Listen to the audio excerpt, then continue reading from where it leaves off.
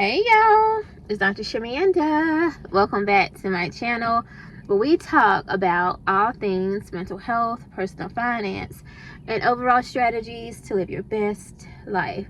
Alright guys, welcome back. If you're new here, I am a licensed mental health and addictions therapist based out of North Carolina, and I specialize in financial therapy, which is all about helping you heal and understand your relationship with money.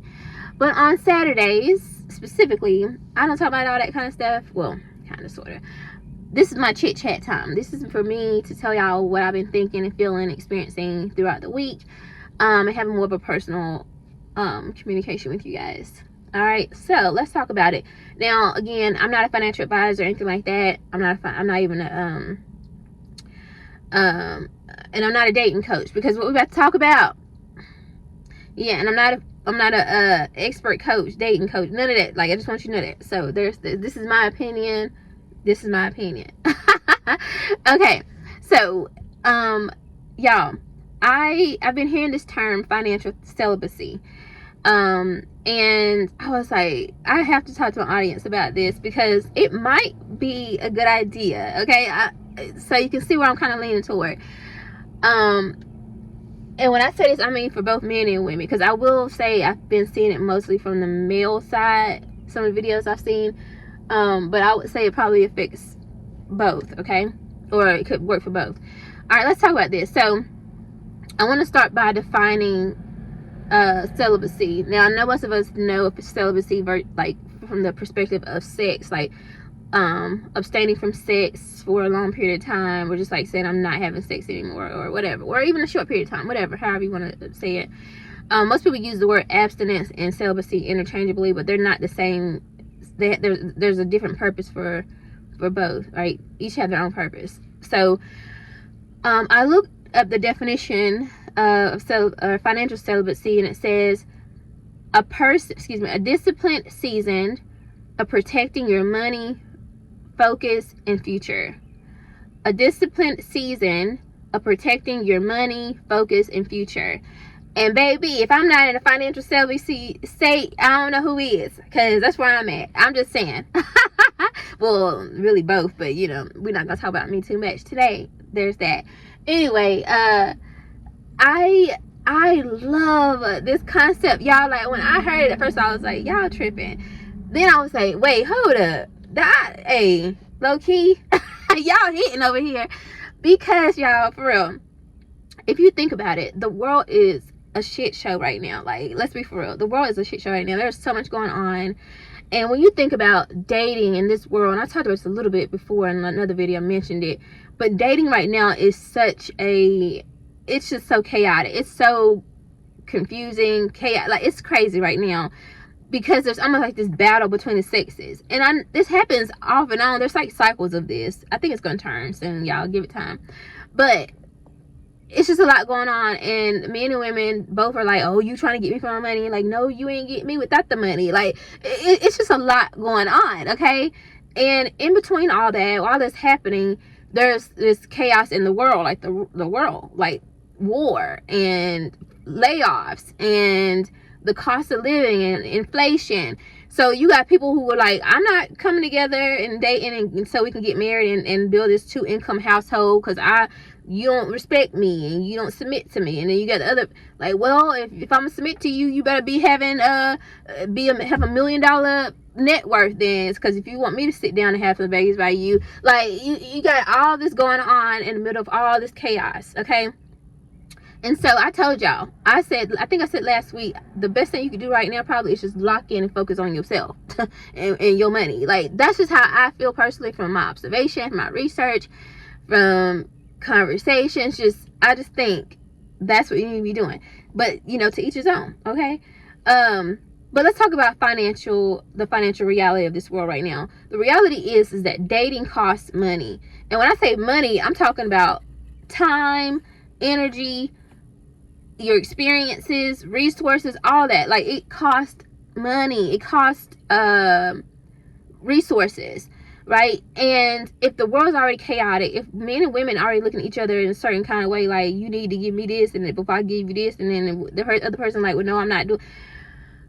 and we don't trust each other, there's always an agenda there, why would you, in this season when everything's already high, why are we wasting our energy, our money, our time, instead of leaning into being more intentional, or maybe even having a season of your life where you're really locked in on your finances, so that, for example, when you're ready, when things start to shift a little bit in our mindset, and we all kind of pull back and go do some healing and do some therapy, which again, you ain't got to come see me, but see somebody, okay? Maybe after that period of time, by then you got your money right, you're a little bit more stable financially, so you can start to date intentionally. And it's not about, oh, I'm only going to take you on this coffee date because it's only going to cost me $20, maybe $30 really at this point, because I don't really know if you're worth it or not. Versus, I have a budget for dating, so like, I'm only going to date select type of people that I really connect well with, because I know who I am, I know what I want, and I'm willing to spend X, Y, and Z per week or per month because I have a budget, because I've been saving for this, I've been intentional about this. See, if we look at it a little differently, it might be something we can come back from, we can actually focus on. But here's the thing, a lot of people don't have that expended, what's that word, I'm not even gonna try to say it, but the extra money to spend on dating right now. That's the reality. And I think a lot of people may be a little bit ashamed to say that and to admit that, but the reality is, if you can barely pay your rent, or your mortgage, put gas in your car, pay for groceries, you still have a lot of debt, if you can barely cover your basic needs and stuff, then do you really think that dating should be a priority? Let's go psychology on it, okay? Y'all know I'm a doctor. Like, I've been in this field for almost 20 years, okay? That's how it is. Maslow's hierarchy of needs. I used to teach this to my students all the time. The basic level literally is the basic level of, you need to make sure that you have your basic needs met before you can even move up that ladder of needs, right? The basic needs is food, water, shelter, clothing, all those things. Then you move up to security, right? Of feeling protected and safe. And then as you move up, it's like love, relationships, stuff like that. Baby, you ain't up there yet. If you can barely focus and even meet the need of like your basic needs for your body to survive and live, why are we so focused on love and relationships and stuff right now? And if you're a male in this world, just more of the, I'm just gonna say male, okay? Because don't come for me. Then I guess typically you would be the one that would be responsible for your household, right? And their needs being met. Like, if you are a father, you become a father, a husband, whatever, right? And if you can't even meet your own needs right now, do you really think, even if, let's say, oh, well, we're gonna go 50-50, but still, what is your 50? You see what I'm saying? So why not? And we already know, and I work with men all the time, I really do, and so I understand it's like, it's a real thing. If a man can't provide financially for a woman, most of the time it will affect them mentally. Like, they start to feel insecure and like depressed and all that, which I understand. And they sometimes can't even verbalize that because there's a lot of shame around that. And I feel, my heart goes out to me. I'm the oldest sister of 2 brothers, and I have other siblings from my dad's marriage. And I have a son, so I understand. My heart goes out to men. I truly love men, and I try to hold space for them.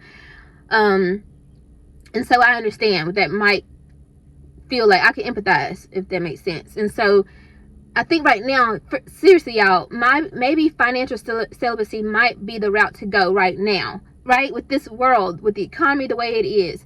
That doesn't mean it has to stay this way forever. It just means it'll give you a season of time to really focus on your finances, so that when you are ready, when I say ready, I mean you're healed, or in a space, because healing is ongoing, but you're in a space mentally where you know what you want, you know who you are, you work through your traumas, your issues and challenges, whether it's trust, whether it's feeling stable in who you are, any past relationships stuff you need to get past. Do you want to be married? Do you want to be a father? Like, any of that stuff, when you heal that and you got this cushion, you have this savings account. I mean, I'm serious, y'all think I'm playing, to date. You have a budget to date. Maybe then let's pursue dating marriage and all that kind of stuff. It's not gonna hurt you to go a year, 12 months, 18 months, whatever, without dating somebody. You just wasting your time anyway right now, and money, and energy, and resources. I'm just saying. Anyway, that's how I feel. That's what I think. I'm about to go to the gym because, you know what I'm saying, that's part of my journey. It's looking good and fine, okay?